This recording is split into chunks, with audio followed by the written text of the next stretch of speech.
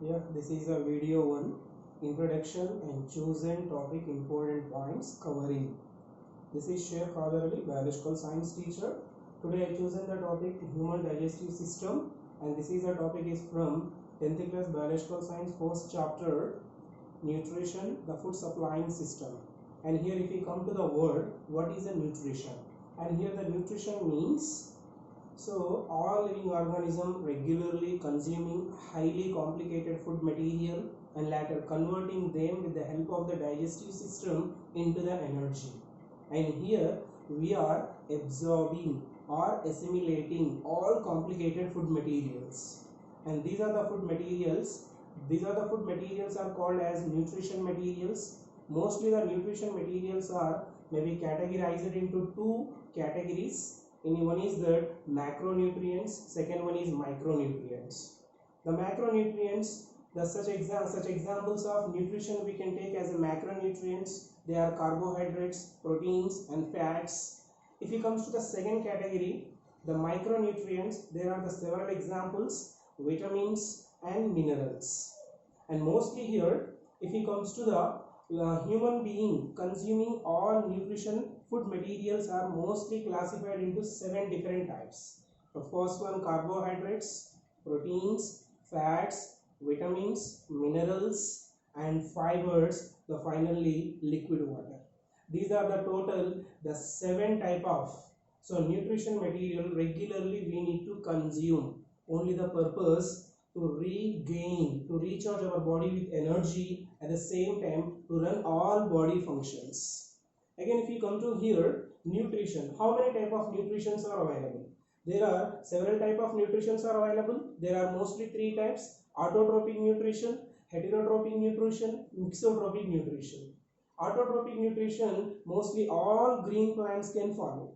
And here autotrophic nutrition mostly, all green plants without depending on any living organism, only by depending on nature. In nature available all raw materials, the green plants are converting these raw materials into exactly food materials, energy deposited food. So here the green plants are not depending on any other organism. They are preparing food material themselves independently, and that food material they are using to consuming mostly, and they are recharging their body with energy. And this type of nutrition is known to call autotrophic nutrition. Mostly autotrophic nutrition, again it is classified into 2 types: photoautotropic nutrition, chemoautotropic nutrition. Photoautotropic nutrition examples are green plants. Green plants are consuming energy, so light energy they are converting into chemical energy, running the photosynthesis process. The second one is the chemoautotropic nutrition. Chemoautotropic nutrition, mostly blue green algae. So here maybe these are converting chemicals, the maybe minor chemicals, they are converting into energy sources and utilizing that energy, running the photosynthesis process and preparing requirable food material. If you come to the second category, nutrition process, heterotrophic nutrition. All living organisms can follow the heterotrophic nutrition. Here the heterotrophic nutrition, the living organism, they are completely depending on green plants or other animals for requirable food material and to collect from either green plants or animals. So they are unable to prepare the requirable food material on their own. Because the reason, these are the animals are designed with animal cell. Animal cell cannot be support the photosynthesis process. If you go for third one nutrition process is the mixotrophic nutrition.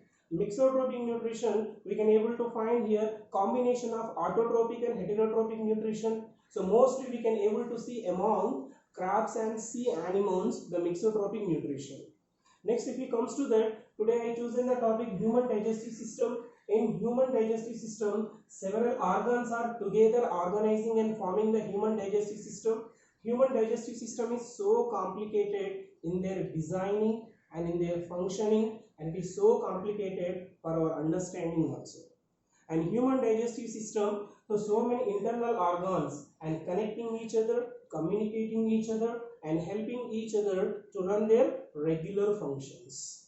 And in human digestive system, if we see, mostly there are, if I want to discuss the important points on human digestive system, the first point, Human digestive system will start from mouth. It is called oral or buccal cavity, and it opens into pharynx. Pharynx opens into esophagus. Esophagus opens into cardiac stomach. Cardiac stomach opens into stomach. Stomach opens into pyloric stomach. Pyloric stomach opens into duodenum.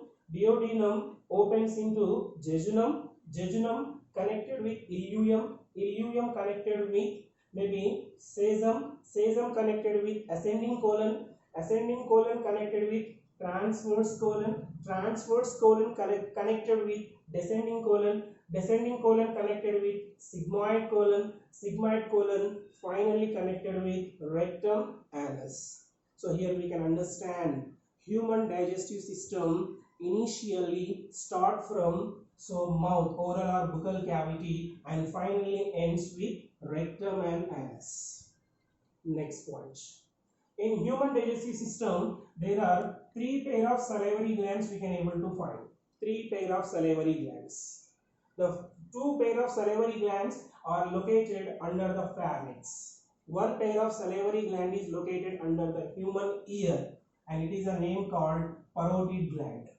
Parotid gland is present under the human ear. It is one pair of salivary gland, and the remaining two sublingual gland, submandibular gland. These are the two pair of glands, totally four glands. They are maybe located under the human pharynx. These are the three pair of salivary glands. Continuously they are releasing 24 hours. Continuously they are releasing the liquid saliva, and which is a liquid saliva contain the enzyme tyalin, and this is a saliva whenever we maybe started to eat the food. And mostly if we come to here, the human digestive system function is based on four phases. Human digestive system function based on four functions. First one, ingestion. Second one, digestion. Third one, absorption. Fourth one, ejection, or maybe releasing outside. So in ingestion process, whenever we collected or chosen plant or animal complicated food material, we introduced in mouth or oral buccal cavity, and there we can use teeth to chew or masticate. Later, and that food partially digesting. So partially. So later the food, whenever it is mixed with salivary glands releasing saliva, the food is partially digesting. Partially digested food is called bolus. This is one of the important point. Next important point. So below the pharynx, there we can able to find 1 meter length. One of the tube. The tube name is called esophagus. Esophagus is completely designed with a special muscle, peristaltic muscle.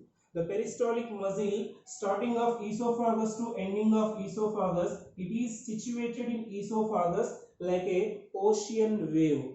So due to the movement of peristaltic muscle, we find peristaltic muscle movement in esophagus, and with the advantage of peristaltic muscle movement, so which is a partially digested food from the oral buccal cavity enter into the pharynx to it is enter into the esophagus, and the food slowly slipping and finally reaching the front part of the stomach. The next another important point is that the initial part of the stomach we call as cardiac stomach, because the reason here, initial part of the stomach, here we can able to find two special valves. These are the valves are working like a door. So when these are the valves are open, the partially digested some amount of food will enter into the stomach.